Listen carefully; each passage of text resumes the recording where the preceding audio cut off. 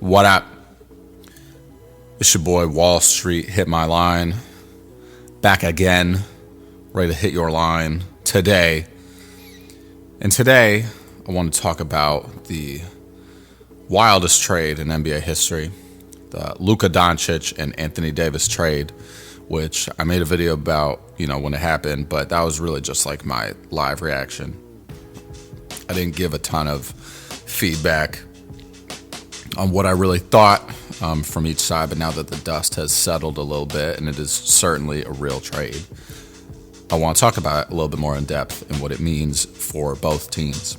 So let's start with the Mavericks and just the decision process that seemed to have gone on here. So let me first recap the entire trade, right? So the trade obviously was formulated around Luka Doncic for Anthony Davis. That was the main portion of the trade. But the full package is the Lakers are receiving Luka Doncic, Maxi Kleber, and Markieff Morris from the Dallas Mavericks. The Mavericks are receiving Anthony Davis, Max Christie, and a 2029 first-round pick from the Lakers. And then the Jazz are receiving Jalen Hood-Schifino and a 2025 Clippers second-round pick and a 2025 Mavericks second-round pick. Jalen Hood-Schifino obviously coming from the Lakers, going to Utah in this trade. So my first reaction was like, after, kind of thinking about more, is I'm like, Anthony Davis, obviously amazing player, Hall of Famer, no doubt in my mind, but he's injury prone, he's older, and I don't really know how much more time Anthony Davis has in the league being a dominant player. He's done it year after year. He's currently averaging 25.7 points per game and nearly 12 rebounds a game. So, he's great, but he's going to turn 32 in March. So big guys like this, especially someone like Anthony Davis, who has been injured quite a bit in his career, you never really know how long he's going to play in the league. Do I see him playing until he's 40 years old? Probably not, but, I understand the Mavs wanting to prioritize defense, and Luka was obviously not a good defensive player. He's still not going to be a great defensive player in LA, and he probably never will be a great defensive player throughout his entire career. But nonetheless, he's 25 years old. And he has potential, and I understand the concerns about his conditioning and his conditioning leading to him getting injured, and, the Mavericks want to get out ahead of it. They don't want him to be the next Zion Williamson. I don't think that that's going to happen. Zion Williamson has a very, very different play style than Luka Doncic. Luka Doncic is not a guy that plays above the rim. He's a guy that, is step-back threes, creating space in the mid-range, diamond people out with crazy passes, but he plays to his own speed. And he's not, I want to say, like, heavily exerting himself all the time based on, like, jumping out the gym or stuff like that. Like, Luka is not some insane athlete.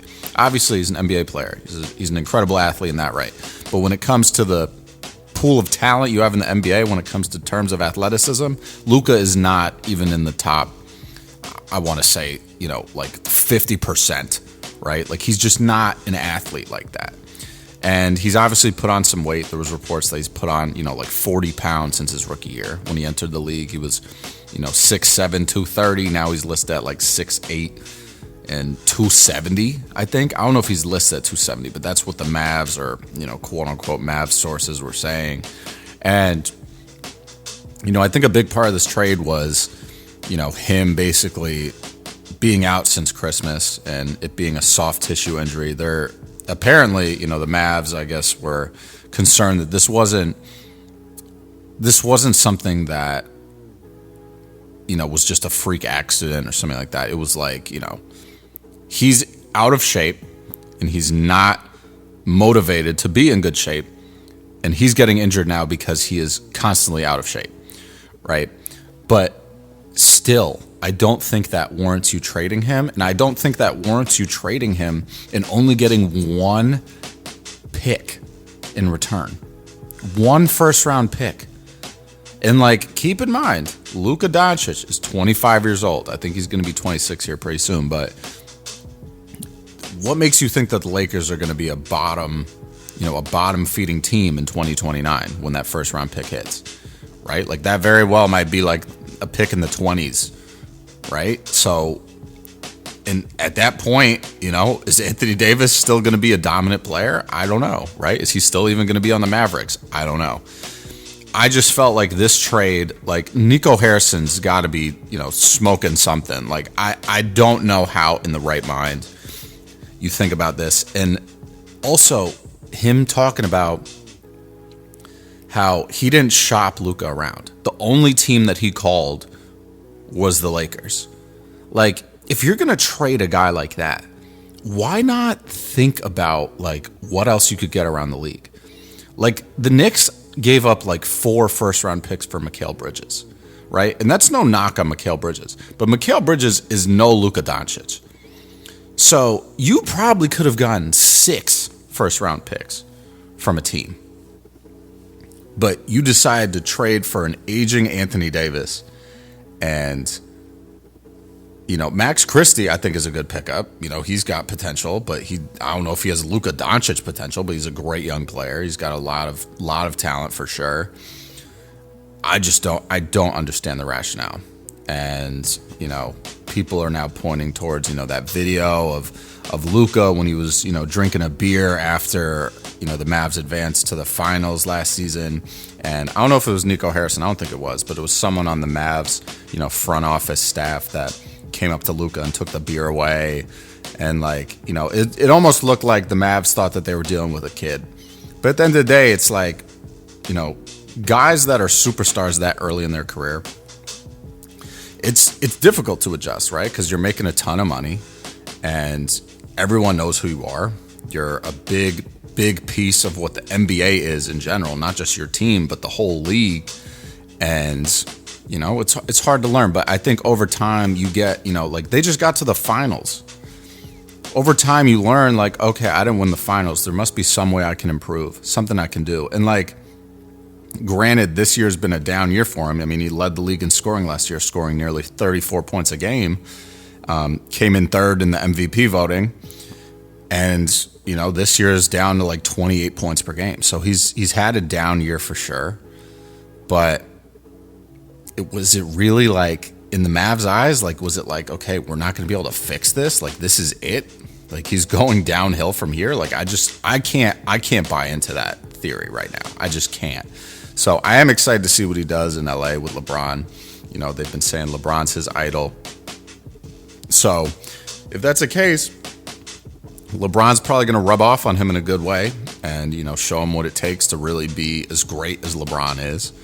And, I think it's going to be a great fit, honestly. At first I was like, they're going to be 2 ball dominant guys, but I feel like the relationship that they have, with Luka idolizing LeBron, it's going to be okay, LeBron and Luka are going to figure it out. It doesn't really matter. I mean, we didn't think Luka and Kyrie were going to work, but they figured it out too. So, made it to the finals. So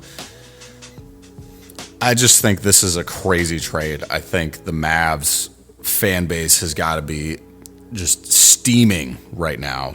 I would be so mad if my team did something like this. And this is not a knock against Anthony Davis. Anthony Davis is an amazing player. Amazing player. Probably should have, won MVP at least once or twice throughout his career at this point. But, he's going to be 32 years old, right? And that's more a safe bet to say, Anthony Davis is going to be on a downward turn here soon, probably sooner than Luka Doncic is, right? That's just my theory. But I think he does help the team's defense for sure. I mean, you put Anthony Davis next to Daniel Gafford, and that's a great interior defense. I just don't know if this is really going to help them. And I think if they don't wind up making it back to the finals this year, certainly if they don't make it back this year or next year, Nico Harrison is probably going to be looking for another job.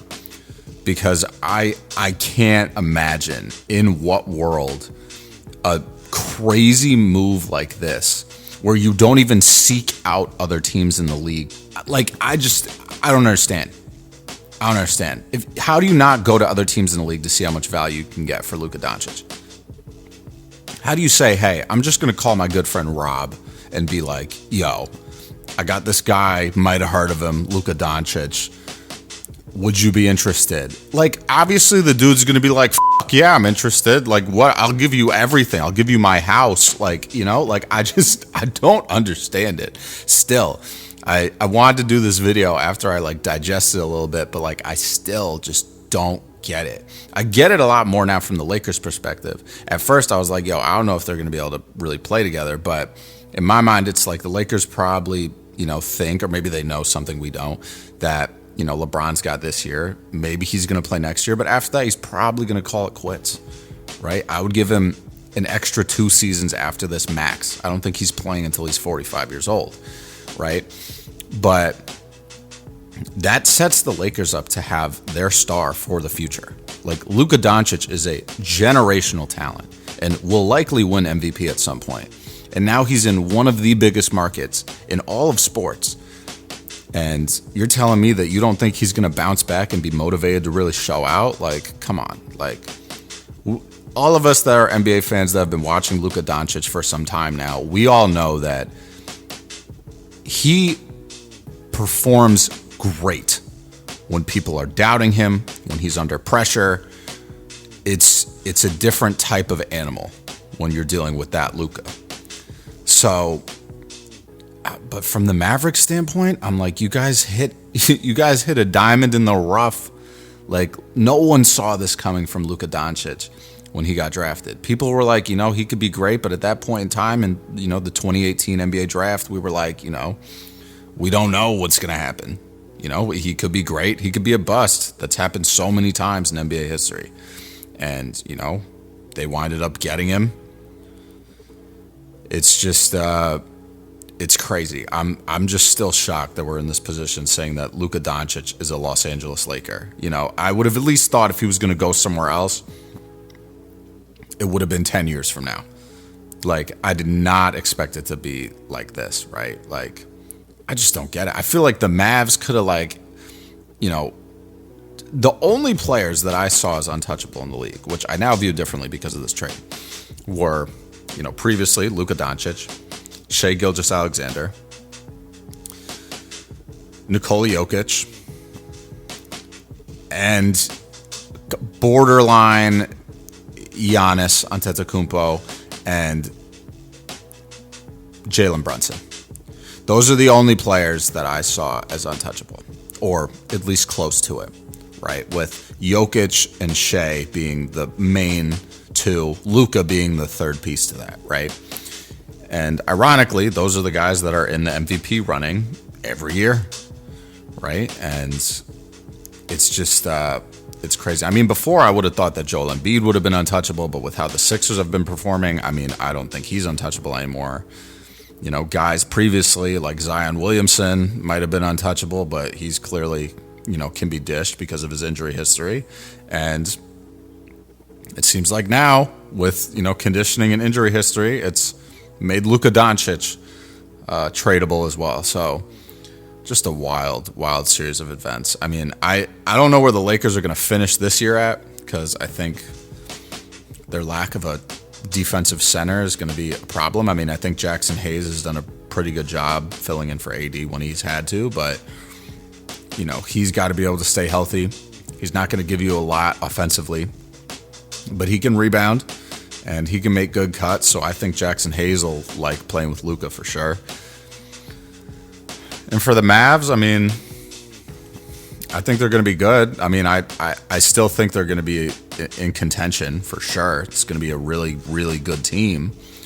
But, you know, we were all waiting for Luka to come back, right? And the Mavs have kind of sustained themselves without Luka for a long time. And, you know, maybe they're like, okay, we've been doing well since Christmas, or, you know, keeping our head above water to make the playoffs.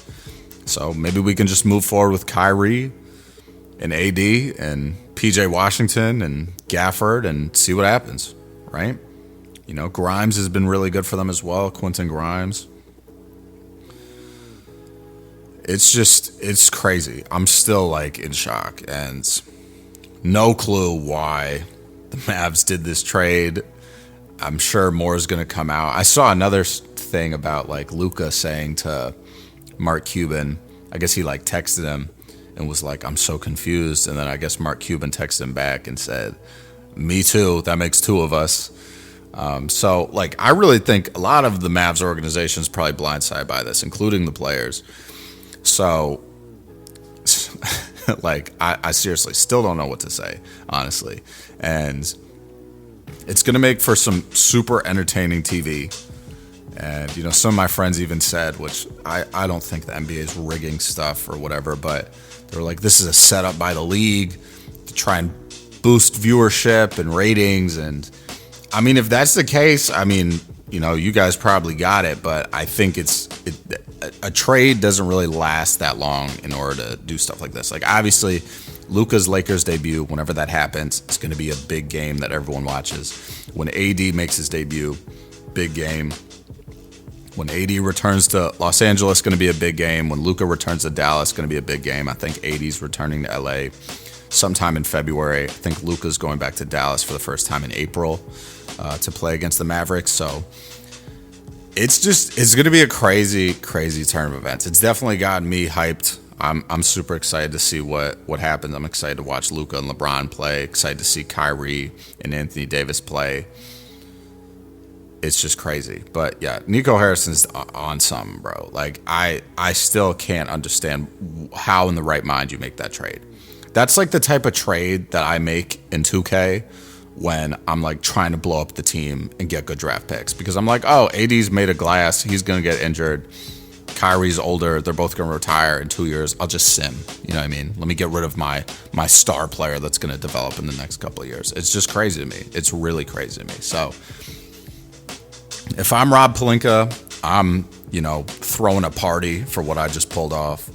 And if I'm Nico Harrison, I am walking around with a target on my back because the Mavs fans and I'm assuming people within the organization are probably still like, yo, what the f*** did you just do? So, crazy trade. I think it builds the Lakers up for the future. Certainly helps them a lot. I think it's going to help them way more.